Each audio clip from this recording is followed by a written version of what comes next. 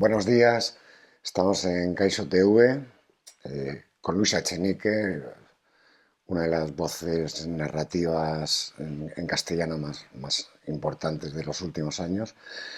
Estamos hablando en la tienda Herbiti, emblemática tienda musical de Donostia, a la que agradecemos profundamente que nos haya permitido utilizar este espacio tan musical y tan acorde con el libro del que vamos a hablar, que es la última novela de Luisa Echenique. Buenos días, Luisa. Buenos días, yo también me sumo a los agradecimientos, a ti, Juancar, a Miquel y desde luego a Herbiti por acogernos también y además, como tú dices, en este Un entorno sitio. musical que es también la atmósfera de Sí. gran parte de la novela.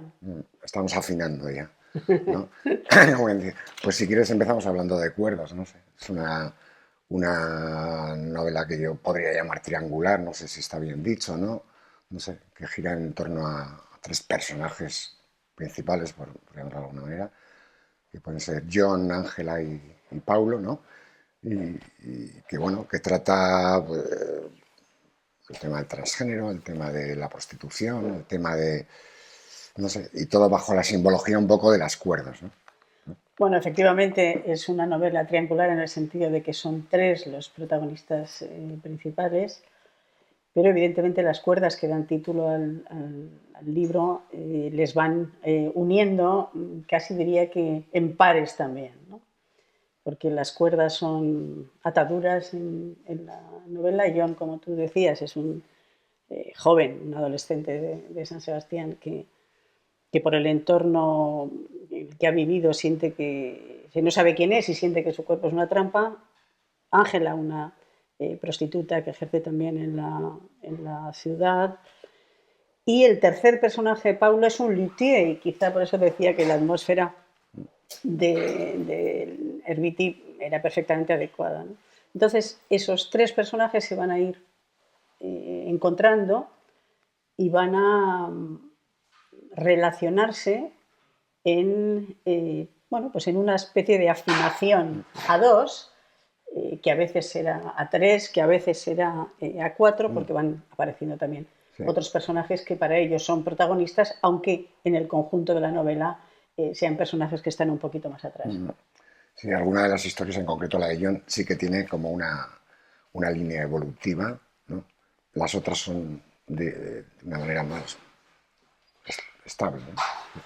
Que en realidad Digamos, el todos personaje los, que más avanza en la novela es John, ¿no? yo creo que los tres personajes avanzan de una manera decisiva. No ocupan todos el mismo espacio, podríamos decir, narrativo, no tienen el mismo espacio en la novela, pero los tres personajes van a hacer en sus vidas y por lo tanto en su percepción de sí mismos un cambio radical, ¿no? Paulo, el luthier, está de algún modo encarcelado en una historia de amor que le ha hecho pues, el hombre más feliz y el hombre más desgraciado del mundo, y de algún modo tiene que gestionar esa vida, ese amor de otra manera, ¿no? Y yo creo que cualquiera percibiría el cambio cuando pasa del infierno en el que vive el fracaso de su relación al purgatorio. Entonces, de algún modo, el salto es para él un salto colosal.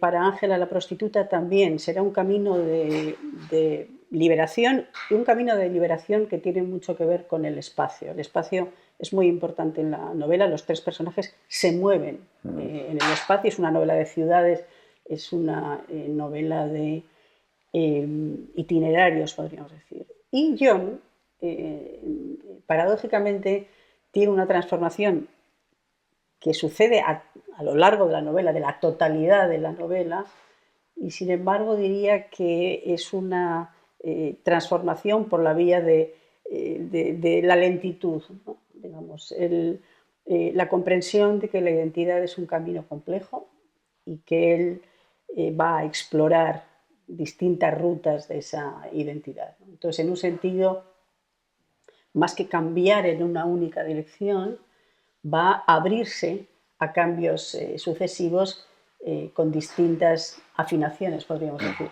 ya que estamos en un entorno de música. Sí. De cualquier manera, cualquiera de las historias, hay bastante pozo de esperanza, ¿no? Yo creo que sí, los personajes parten de un mundo, eh, no sé si oscuro, pero en cualquier caso tenso, con mucha tensión, ¿no?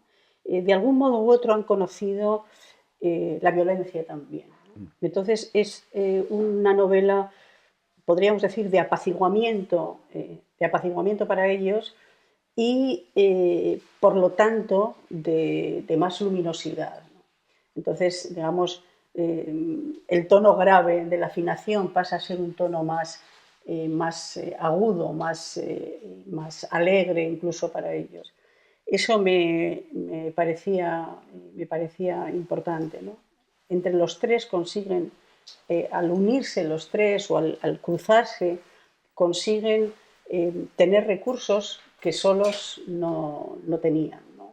De algún modo se sentían limitados en sus posibilidades de enfrentar lo que les estaba sucediendo y con la ayuda de los otros o simplemente con el contacto de los otros, muchas veces más que una ayuda concreta, es una forma de roce, de comprensión del otro, van a comprender que tienen más recursos y esos recursos los van a aplicar a, a eso, a una forma de libertad y a una forma de dicha también. Por hacer un pequeño paralelismo musical, ¿tú qué dirías? ¿Que hay más estribillo o más estrofa en esta novela?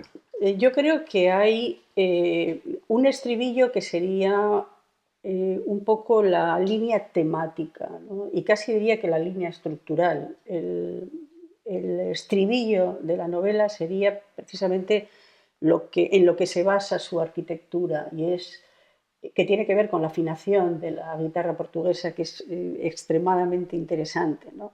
6 pares de cuerdas, porque la guitarra portuguesa tiene 12 cuerdas, 6 pares de cuerdas, 3 de las cuales se afinan igual y otras 3 que no se afinan igual, que a pesar de estar en el mismo par, se afinan con una octava de diferencia. Ese sería, de alguna manera, podríamos decir, la clave estructural de la novela y la clave temática. Y, por seguir el símil que has utilizado, el estribillo, ¿no? Es decir, que eso acompaña, los personajes van a ser capaces de hacer sonar 2 cuerdas donde antes sonaba solo una. Mientras que lo que tú llamas las estrofas serían, pues evidentemente, el desarrollo argumental que tiene pues muchas vicisitudes y muchos cambios, incluso, como decía, muchos escenarios, ¿no? Creo que la novela está estructuralmente, bueno, como siempre, genial, ¿no? Es decir, la has bordado, pero ¿te has preocupado excesivamente de utilizar unas fórmulas concretas? ¿O, Digamos que o, yo, a- o- o las has ido amoldando un poco según iba saliendo? digamos que esa línea, como digo, estructural, está desde el principio. La novela tiene 3 personajes principales, ya lo hemos comentado, 2 de los cuales se van a expresar en primera persona Claro. y el tercero, John, Ángela, se va a expresar en tercera persona. Alguien que tiene dificultades para saber quién es, con su identidad, no me parecía que tenía que expresarse Ya. con un yo rotundo, puesto que es precisamente ese yo el que constituye para él una forma de tensión o de conflicto. Los otros 2 personajes, en cambio, se expresan en primera persona, pero claro, cuando tú expresas a un personaje en primera persona, suena su voz y son personajes tan diferentes, Sí. tan diferentes en formación, en experiencia, en sexo, puesto que en edad, y en ese sentido sí tenía que escuchar muy bien para que de algún modo sus voces se distinguieran bien, ¿no? Además de que están colocadas en la novela en distintos momentos, pero eso era importante. Por lo tanto, sí hay, bueno, siempre en mis libros, para mí el proceso Sí. creativo es menos de inspiración, más de deliberación también. Sí he tenido particular cuidado en las voces y cuando los diálogos también, es decir, todo muy cuidando mucho el oído, escuchándoles. Claro. Siempre es muy Sí. importante escuchar a los personajes, escuchar a la gente en Sí, general, pero digamos a los porque, personajes de una manera particular, porque es su voz la que va a tirar del carro sí. de lo narrativo, ¿no? El otro día leyendo en el último ensayo de Zizek, el esloveno, contra el progreso, decía que la ficción es una lente que nos permite ver con nitidez las tendencias sociales subyacentes difuminadas por la confusión de los acontecimientos reales. Me vino tu novela Bueno, a la cabeza. lo traduciría de una manera así muy directa diciendo la dimensión política del libro y que hay una dimensión política en todos mis libros, ¿no? Lo que yo llamo las políticas de intimidad. Evidentemente, lo que a los personajes les sucede, ese modelo de masculinidad brutal que incide también brutalmente sobre John, la persistencia de la prostitución, de todas las violencias que rodean eso, las zozobras y los tormentos del amor que muchas veces pueden conducir a la violencia, están en la novela y son muchas veces titulares de prensa, ¿no? Es decir, son cosas que suceden en nuestra sociedad. Naturalmente la literatura las va a abordar de una manera distinta, pero esta es una novela contemporánea situada ahora mismo y por lo tanto los personajes reciben en sus historias el impacto de una historia más en mayúscula, ¿no? Y desde luego esas tendencias, yo diría que esas nervaduras que atraviesan y de un modo muchas veces doloroso la sociedad, la vida social, ¿no? Sí, en referencia a lo que has dicho, que es una novela actual, sí, te iba a preguntar además eso. Es una novela del siglo XXI, pero con muchas cosas del siglo XX, ¿no? Digamos, los personajes, con excepción de John, que es un personaje que por su edad es solo del siglo Sí, XXI, los otros personajes tienen otra edad.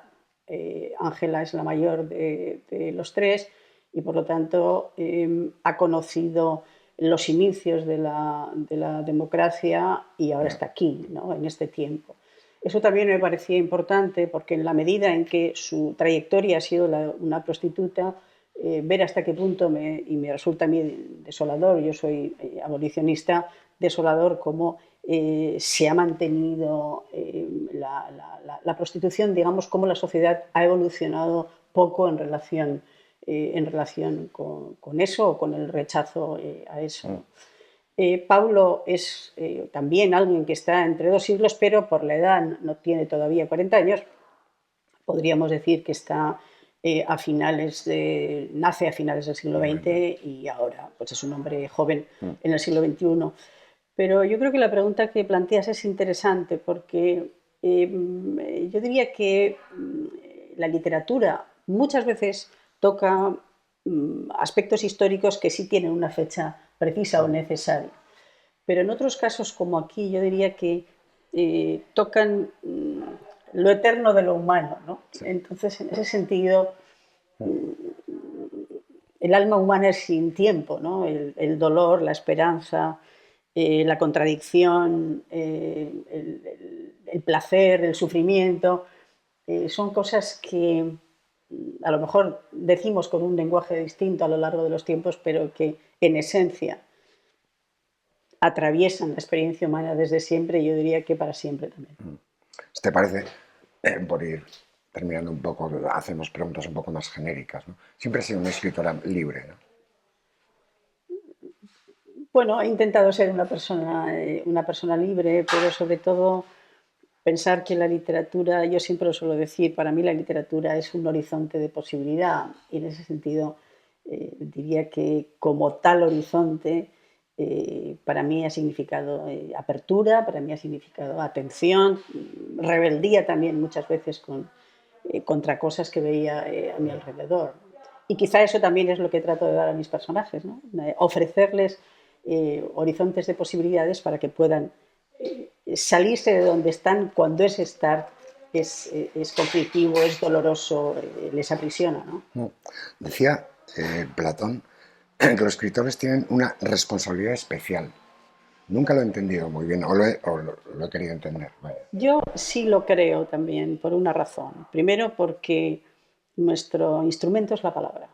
Y sobre todo ahora vemos ¿no? la manipulación en el lenguaje. Tenemos la responsabilidad de no engañar con el lenguaje. Aunque escribamos ficciones que no son realidad, que el lenguaje sea un lenguaje, y a mí eso me parece muy importante, que sea un lenguaje desnudo, y cuando yo digo desnudo digo sin escondrijos donde esconder ambigüedades, etc. Yo creo que es esa responsabilidad.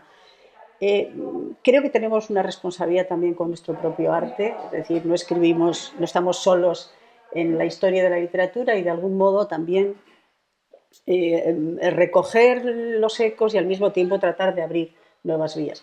Y creo que tenemos una responsabilidad con la realidad que nos rodea, ¿no? Yo quiero estar atenta a lo que me rodea, es lo que yo llamo esa dimensión política, ¿no? Que no sucedan cosas a mi alrededor y mirar para otro lado. Yo creo que la literatura tiene la responsabilidad de mirar de frente a lo que sucede y de poner luz en los lugares donde bueno, se trata un poco de que haya sombra para disimular problemas, tensiones, conflictos, etc., ¿no? Yo creo que esa sería la responsabilidad del escritor o de la escritora, o por lo menos es la responsabilidad que yo entiendo que tengo y que trato de asumir. Una pequeña anécdota. ¿Hubieras escrito tú la biografía del Borbón Juan Carlos como la intelectual parisina Laurence Debré? Digamos que eso es como oficio literario. Como decir, ¿aceptarías tú una escritura por encargo? Yo no lo he hecho. No. Y no lo voy a hacer. No. Por lo tanto, tú decías una pregunta general, ni ese encargo ni otros encargos. Yo creo que cada autor o cada autora o cada artista tiene su camino, busca su camino, construye su camino, ¿no? ¿Cómo le venderías cuerdas a una chavala que tiene 18 años, va de fiesta, ¿no? Pues a una chavala que tiene 18 años y va de fiesta le diría que en cuerdas suceden cosas que suceden a su alrededor, que se trata de encontrar el lenguaje para que esas cosas se expresen del modo más profundo, del modo más acertado posible, y que en ese sentido sea una manera también o le puede dotar de herramientas, de lenguaje para, tal vez, para relacionarse mejor con eso que sucede a su alrededor. Y como el arte tiene que tener también esa función, pues que va a encontrar, podríamos decir, tentativas de belleza, ¿no? Pues si te parece, terminamos, no Muy sé, bien. No sé, preguntándote, ya que has manejado prácticamente todos los géneros, que poesía, teatro, ensayo, ¿estás en algo concreto o en todo a la vez? Ahora, yo siempre estoy en algo concreto. Tengo una línea, podríamos decir, de ensayos que estoy lentamente trabajando en ella. Sigue Antonia Lassa con mi heterónimo, con otra novela negra que va avanzando, y Luisa Echenique pues está con otra novela también. Pues muchísimas gracias a Hermiti sobre todo, bueno, a Luisa por encima de todo, y hasta otra.